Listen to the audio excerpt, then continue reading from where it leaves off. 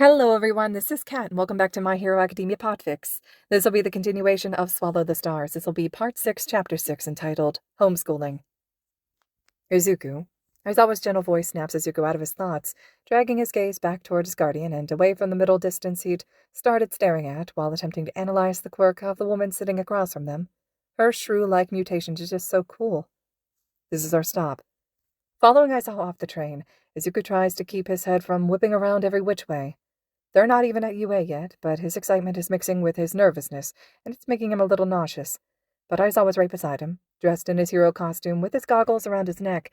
Izuku needs to bring up the idea of redesigning those now that he knows that Aizawa can use his quirk through glass, which is cool and convenient. Honestly, how has Aizawa not thought of that yet? And hidden in the layers of his capture weapon, that settles him more than anything else could. After the trip to the mall 2 days ago, Izuku returned to the apartment to find that the second bedroom had been furnished, a bed, a desk and chair, and a wardrobe for all of his new clothes, and that a lock had been installed on the door. At first, he panicked, his mind spinning back to the facility and his locked room, how he was never allowed to leave unless it was mealtime or he was being tested, no matter how much he had screamed and cried and begged to be let out. But Aizawa had handed him a key and promised that it was the only copy, had told him that all of Izuku's things were his, and that he could keep everyone out of his room if he wanted to. And then yesterday, Izuku was gifted 2 more notebooks, which he spent the day filling with his old analysis of heroes and their quirks, while Aizawa had graded papers and other homework from his students. The cats had kept him company all day, Coco even sitting on his shoulders at one point, happily purring as she watched him write. His hand is still cramping from all the writing, but he doesn't mind. It's oddly freeing to know that he can put his thoughts to paper whenever he wants to now. It only is a 5-minute walk from the train station to UA's front gates. Izuku trips as soon as it comes into view, but he manages to stay on his feet without Aizawa's help, even though his hand comes out to steady him if he got too close to falling. "It's so big," he says, stating the obvious, but dumbstruck about it anyway. Aizawa glances at him, smirk barely visible above his capture weapon. "Biggest hero school in the country," he agrees. "You going to come in, or are you just going to stand outside all day?" With a jolt, Izuku quickly catches up with Aizawa and follows him up the path that leads through the grounds and into the main building. They stop in the teacher's lounge first, a small room with gray carpet, 2 large green sofas with a low table in between, a full-size refrigerator, and a counter with a coffee machine and a microwave. The room is completely devoid of people, and Aizawa leads him to one of the few offices that border the room. Teachers usually have an office that's more accessible to students, Aizawa explains as he sits down behind his desk, motioning for Izuku to sit across from him. "But if my students can't knock on the door to the teacher's lounge to find me, then they don't really need me. Snipe, Sakamata, and Namuri all have offices here too." Izuku laughs because it's just like Aizawa to say something like that, even if it is unorthodox. "Is this where I'm going to be hiding out?" He has the schedule that Nezu had wrote up for him, but it's really just a lesson plan that says he's under Aizawa's instruction unless Aizawa's supervising combat training, during which Izuku is to spend his time in Nezu's office, or unless it's Thursday, during which Izuku is having a 1-hour appointment with Kyumi-san, the school therapist, in the afternoon. But Aizawa shakes his head. "No, you'll be in my classrooms with me. Homeroom first, and then we'll walk around to the other classes so I can teach whatever is in their lesson plan for that day." Izuku bounces in his chair, eager to find out more about the man, the pro-hero, he's now living with. "What do you teach them?"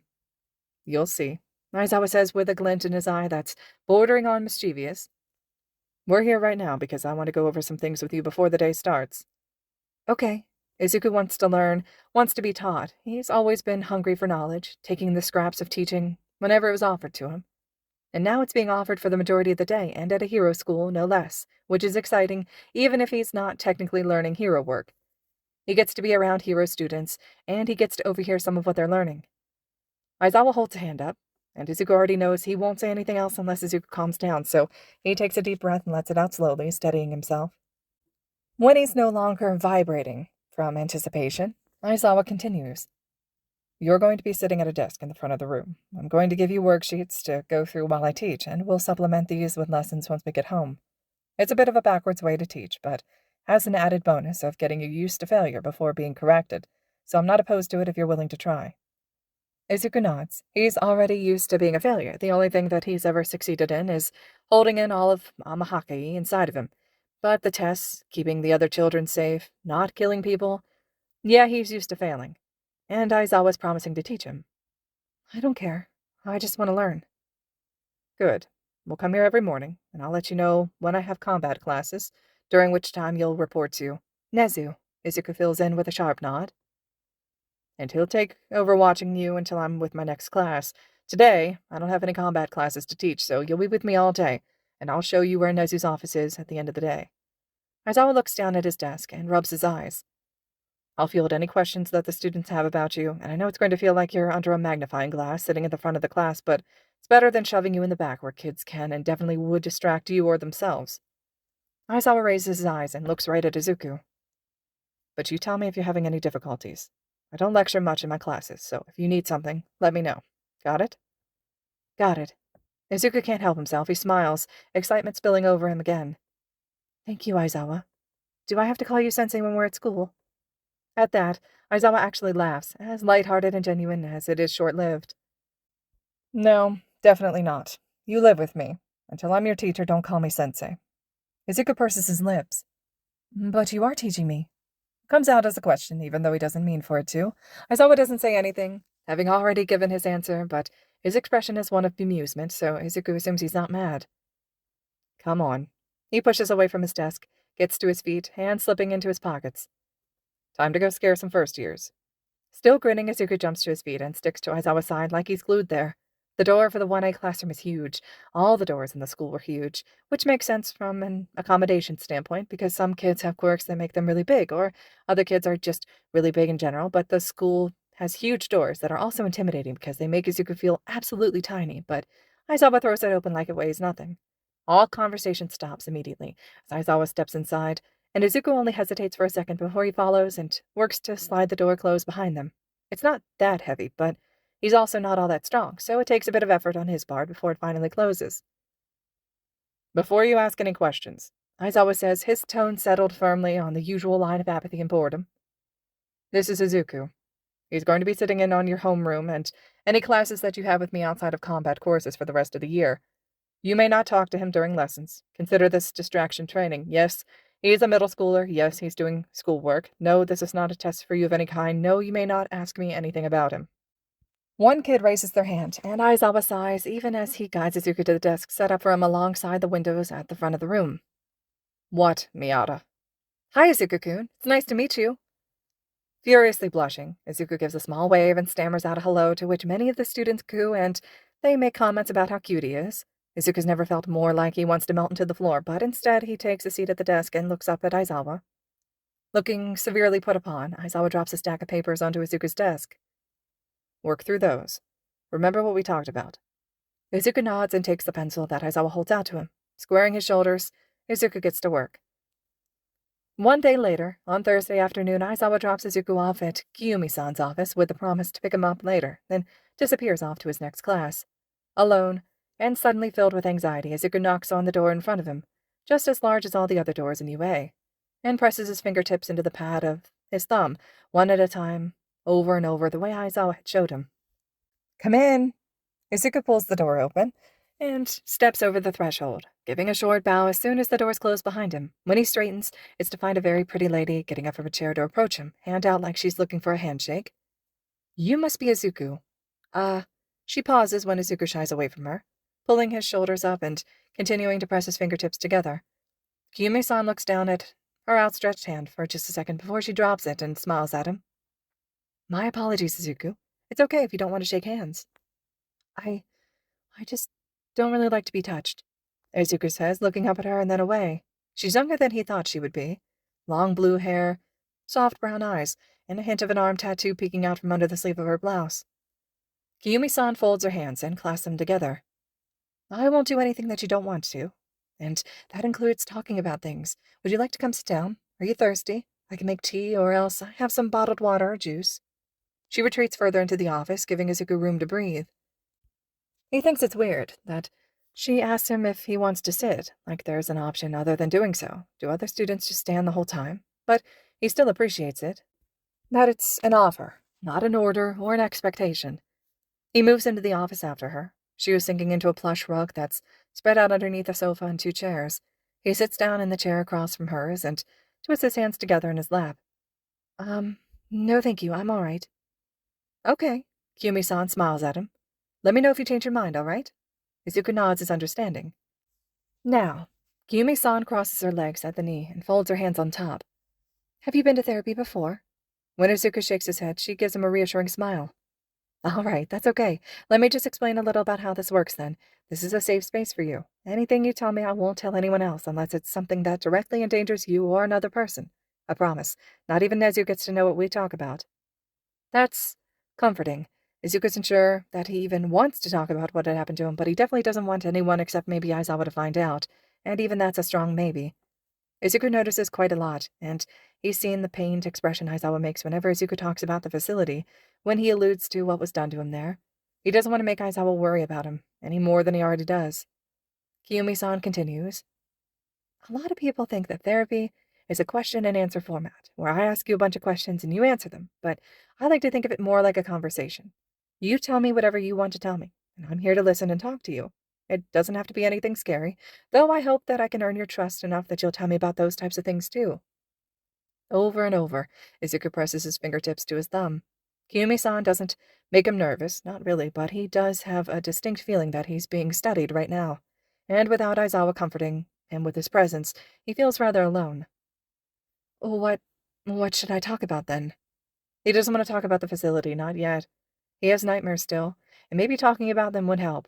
But it still feels too close, too new, like the doctors are going to show up any moment and drag him back, or he's going to wake up one morning and find out that this has all been an elaborate dream.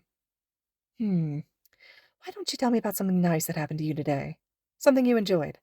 Kiyumi-san smiles openly at him and gives a nod of encouragement. He's allowed to talk about good things?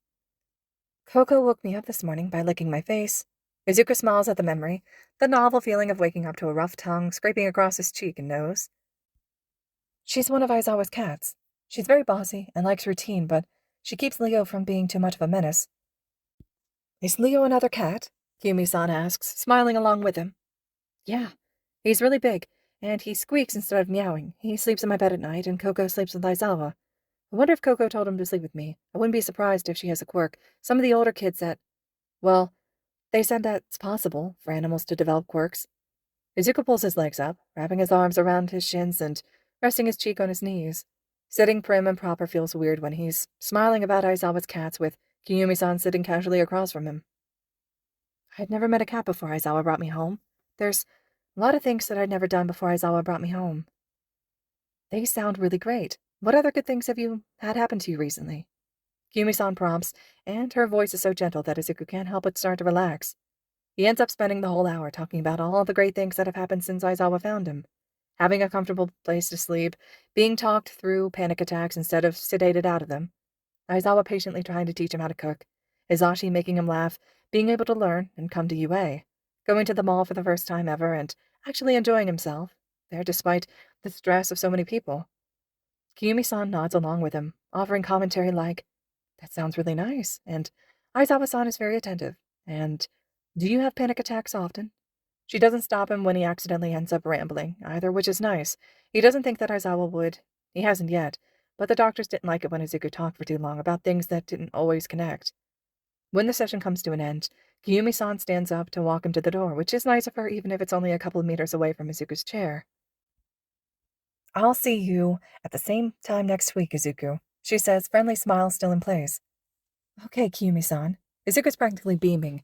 He opens the door and finds Aizawa standing across the hall, leaning against the wall with his hands in his pockets. Hey, kid, Aizawa says, eyes tired but not unhappy. How was it? Izuku waves goodbye over his shoulder to Kiyumi-san before walking up to Aizawa, who pushes away from the wall and starts off in the direction of his next class, 3B's homeroom if Izuku remembers correctly. It was good. Kiyumi-san said I didn't have to talk about bad things if I didn't want to, so I talked about living with you. He blushes, realizing that that's maybe an embarrassing thing to say, but when he glances up, Aizawa doesn't seem fazed. Aizawa just hums and continues walking, hands still in his pockets.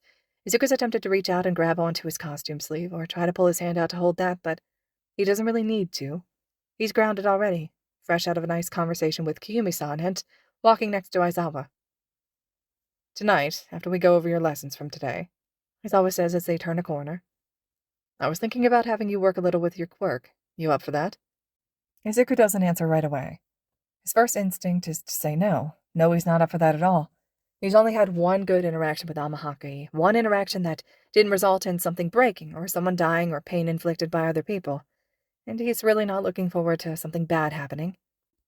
Aizawa was so nice, and living with him is so perfect, and Izuku does not have a good track record of being able to control Amahaki. Maybe Aizawa can sense Izuku's hesitancy because he says, "I'm not going to let it hurt you, Izuku." And that's the whole problem, isn't it? "I'm not afraid of it hurting me, Aizawa," he says, voice low as his fingertips start tapping against his thumb again. "I'm afraid of losing control and hurting other people." Izuku. Aizawa stops and turns toward him, looking down from over the top of the puff of his capture weapon around his neck. Izuku has to crane his head up to see, but Aizawa's eyes are intent and honest when he finds them. "I'm not going to let anything bad happen. But don't send kids into situations they're not ready for, and that includes working with their own quirks. If you don't want to work with it tonight, we don't have to, but if you're going to make any progress with it, I'm gonna need you to trust me." "I do trust you," Izuku says, scrunching up his nose because of course he trusts Aizawa. He's never trusted anyone more. He sighs, pushing a hand through his hair, which is so long now and keeps getting in his eyes, so maybe it's time to start putting it up or thinking about cutting it. Walking in a small circle to reset his brain before coming to face Aizawa again. "Okay. I don't want to actually use it, though. Not tonight, just communicating." Aizawa nods once. "That had been my intention, but I'm glad that you're willing to set boundaries with me."